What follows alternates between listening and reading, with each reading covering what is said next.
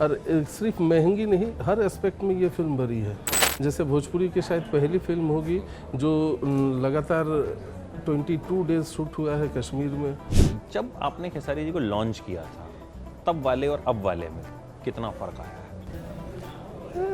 मैं launching machine खुद को नहीं मानता हूँ।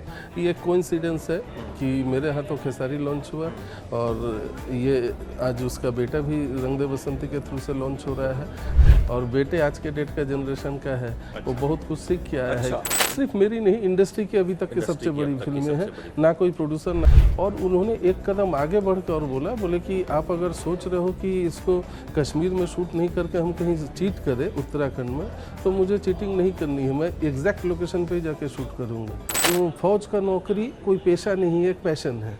चंद पैसों के लिए कोई फौज में काम नहीं कर सकता है। फिल्म क्या है ये? मतलब जितना मैंने अब तक सुना कि बहुत बड़े स्केल पर, और शायद आपकी भी अब तक की सबसे बड़ी फिल्म जो है ये होने जा रही है, तो क्या है ऐसा कि इसको सबसे बड़ी फिल्म आप अपनी मानते हैं? खूब सारी फिल्में बनाई हैं आपने। ये मेरा 36 फिल्म है और फिल्में तो जैसे आपने कहा कि बहुत सारी फिल्में बनाए, उसमें से सबसे बेहतरीन और सबसे कॉस्टली, सबसे महंगी फिल्म कह सकते हैं। और सिर्फ महंगी नहीं, हर एस्पेक्ट में ये फिल्म भरी है।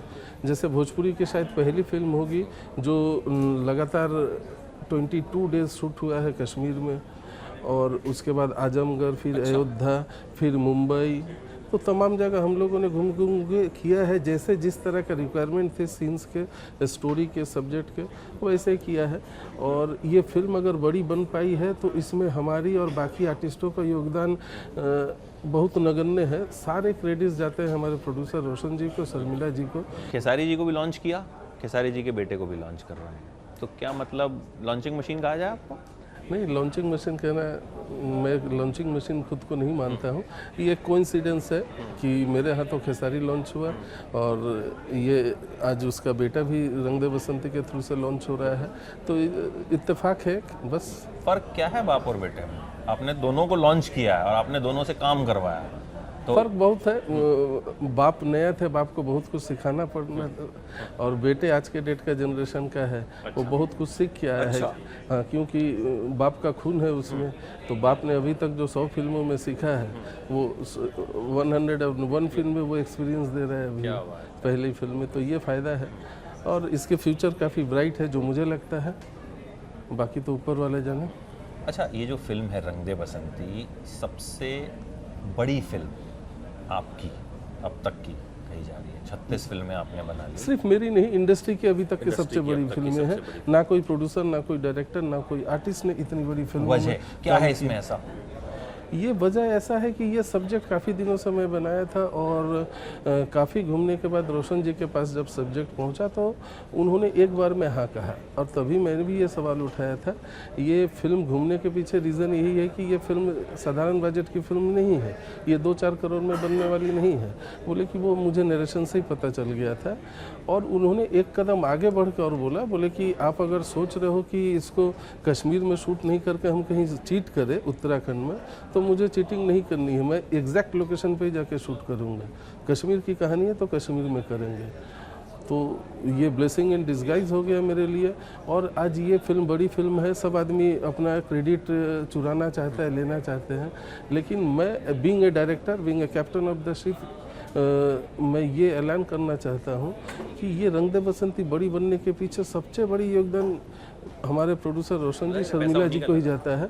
पैसा लगाना नहीं, ऐसा नहीं कि पैसे लगा के सो गए होटल रूम में, क्या चल रहा है नहीं चल रहा है। सब चीज़ों में ध्यान देना कि भाई ये परफेक्ट हुआ कि नहीं। हमने कई सारे सीन रीशूट किए हैं, वो शूट के टाइम पे थे, बोले प्रेमांशु जी ये मज़ा नहीं आया, इसमें थोड़ा सा क्राउड होना चाहिए था, वो डे लाइट चला गया ना, ये पोर्शन को फिर से शूट करते हैं। तो ये जो एक उनके अंदर जो पैशन है, तो वो पैशन वर्क किया है, जिसके कारण रंग दे बसंती के ईच एंड एवरी टेक्नीशियन ने अपना 100% दिया। और सबके दिल में ये बात है, सिर्फ पैसे से बड़ी नहीं है, सब ने जो मेहनत किया है और जो चीज़ बन गया एक बड़ा, उस बड़े की बात कर रहे हैं हम। ऐसा खड़े होकर नहीं सिर्फ आंकड़ा गिना दे 6 करोड़ 8 करोड़ उससे बड़ी कर दे, ऐसे नहीं। तमाम मामलों में बड़ी है। बड़े बड़े लोकेशन पे शूट हुए हैं, एक एक गाने में 300 डांसर 300 क्राउड यूज़ हुआ है, 3-3 दिन एक गाने शूट हुए हैं। मीका पाजी दलेर पाजी उस गाने को गाए हैं, कैलाश खेर जी गाना गाए हैं। अच्छा, इस फिल्म में? हाँ, एक गाना और है जिसके ऋचा शर्मा ने गाई है। तो म्यूज़िक का लेवल बहुत बड़ा है, ऑडियो लेवल बहुत बड़ा है। जैसे आप देख रहे होंगे पहले पोस्टर जो हम लोग लॉन्च किए थे उसी में साउंड इंजीनियर आलोक दे का नाम था। आलोक दे जो हिंदी के बहुत बड़े साउंड इंजीनियर हैं, उनके पास जाते ही फिल्म का बजट ऑडियो का बजट ही हो जाता है जो आजकल के डेट में भोजपुरी फिल्मों का बजट होता है।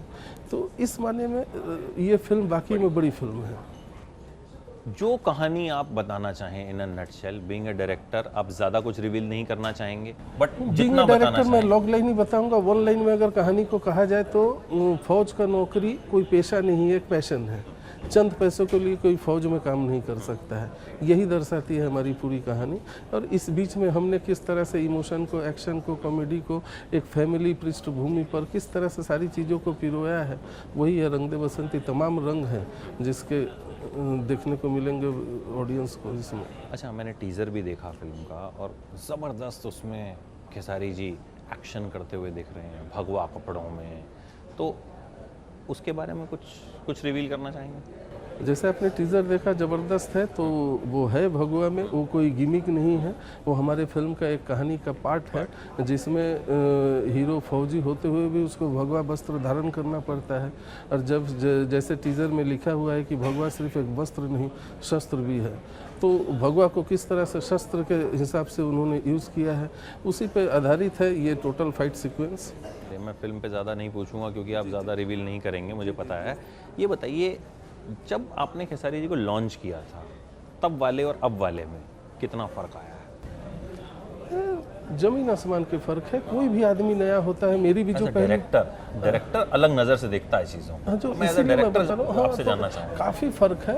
कोई भी आदमी, मेरी ये 36th फिल्म है। जब मैं पहली फिल्म कर रहा था तो मेरे लिए बहुत सारी चीज़ें नहीं थी, मैं हर एक चीज़ को डर डर के करता था। तो सेम खेसारी जी के साथ भी था। वो जब पहले आए थे तो उनको उतनी टेक्निकलिटीज़ पता नहीं थी, और आज इतने टेक्निकली सक्षम है कि वो एक फिल्म को खुद डायरेक्ट कर सकते हैं। अच्छा, हाँ, डेफिनेटली डायरेक्ट कर सकते हैं, फिल्म के सब्जेक्ट को राइट कर सकते हैं। इवन हर कहानी में जो उनकी इनपुट होता है वो बहुत वैल्यूएबल होता है, बहुत जस्टिफाइड रहता है। ऐसा नहीं कि कुछ भी उलझुल उन्होंने बोल दे। बाकी संगीत में, लिरिक्स में उनकी जो पारदर्शिता है वो पहले भी जो था आज उसमें बढ़ोतरी हुआ होगा। लेकिन एक्टिंग और टेक्निकलिटीज़ ये पार्ट में जो उनके अंदर चेंजेस आए हैं वो माइंड ब्लोइंग चेंजेस है। Thank you so much sir. उम्मीद करते हैं कि फिल्म जो है वो जिस स्केल पे आपने बनाई है उस स्केल पे उसको कामयाबी भी मिले, थैंक यू। आपके मुंह में घी शक्कर सर। क्योंकि मज़ा तभी आएगा, तभी ऐसी फिल्में और बनेंगी। जी तो जी सर। देखिएगा भैया, ज़रूर बहुत बड़ी फिल्म बनाई है और बड़े प्यार से, बड़ी शिद्दत से बनाई है, उसी शिद्दत से आप देखिए।